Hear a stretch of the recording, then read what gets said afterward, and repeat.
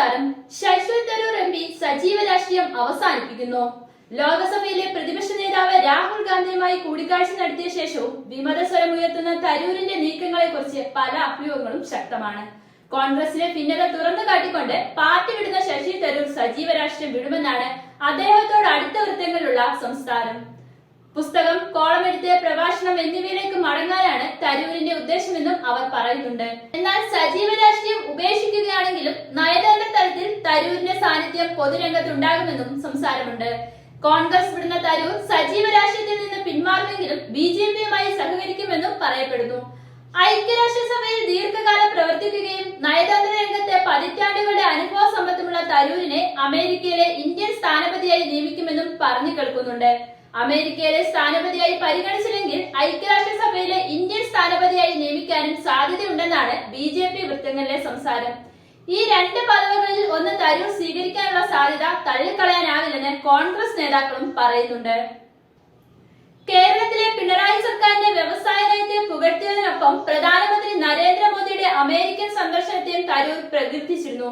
ഇത് BJPയുമായി അടുക്കുന്നതിന്റെ സൂചനയായി കണക്കാക്കപ്പെടുന്നുണ്ട്.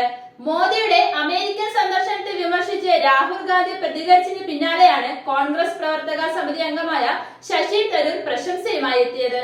തരൂരിന്റെ ഈ പ്രതികരണം മോദിക്കും BJPക്കും ഏറെ സഹായകമായി തീരുകയും ചെയ്തിരുന്നു.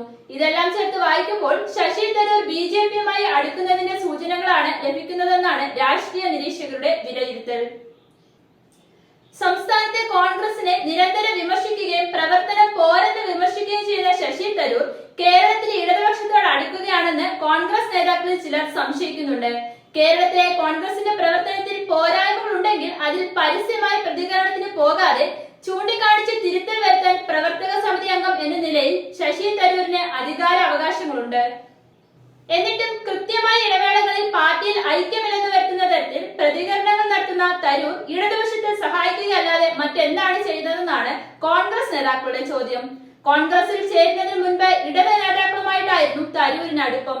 UN സെക്രട്ടറി ജനറൽ സ്ഥാനത്തേക്കുള്ള മത്സരത്തിൽ ബാൻ കി മൂണിനോട് പരാജയപ്പെട്ട ശേഷം ഇന്ത്യയിലെത്തിയ തരൂർ കേരളത്തിൽ ടെക്നോ പാർക്കുകളിലെ ചില സ്ഥാപനങ്ങളുമായി സഹകരിച്ചിരുന്നു.